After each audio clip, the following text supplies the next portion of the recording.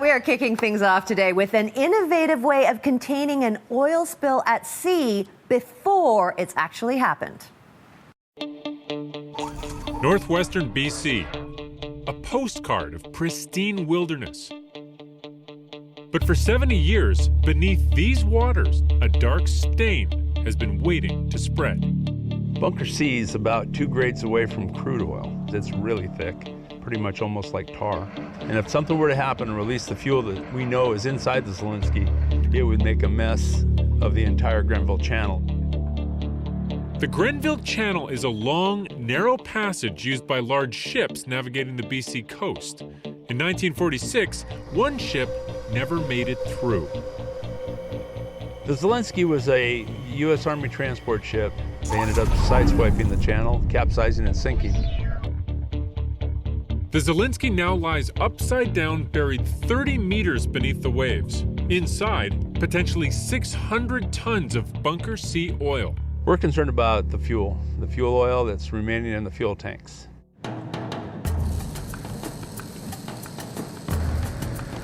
Kerry Walsh is project manager for a $50 million operation to clean up these waters. His mission? Get the oil out of the Zalinski's deteriorating hull before it finds a way out itself. He'll rely on a technique known as hot tapping. Hot tapping is an act of penetrating a steel vessel. In our case, we're mounting some plates on the hull. We're mounting a valve. We're drilling through the valve into the hull, closing the valve, and then hooking up pumping ports to it.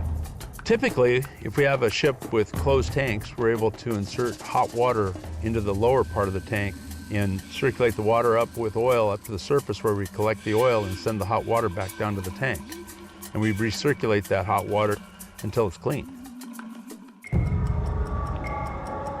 This massive barge is ground zero for the 24/7 operation. It's anchored directly above the Zalinski's wreck. Grenville Channel is long and very narrow, at one point 1/10 of a mile wide. The currents and the tides that affect each end of that channel are tremendous. Well, you think about being underwater with the heavy gear, the umbilicals going to the surface, and current moving by at a knot and a half, and the impact of that weight of the hydraulics on a person's body. You end up at about a knot trying to hang on for dear life down there, and about a knot and a half or so we have to get out of the water and wait for it to slow down. The tidal currents can change fast and without notice, so a dive supervisor watches it all from above. A valve has already been mounted to the hull, so this diver just needs to put the drill itself into place. Everything needs to be secured before poking a hole into this giant tank of oil. Finally, they start tapping in. It's the riskiest time when we're opening the hull and we're poised, ready in case there is some kind of an accident. At the surface, sensitive areas of shoreline are boomed off just in case some of the oil escapes, and special spill response vessels lay in wait.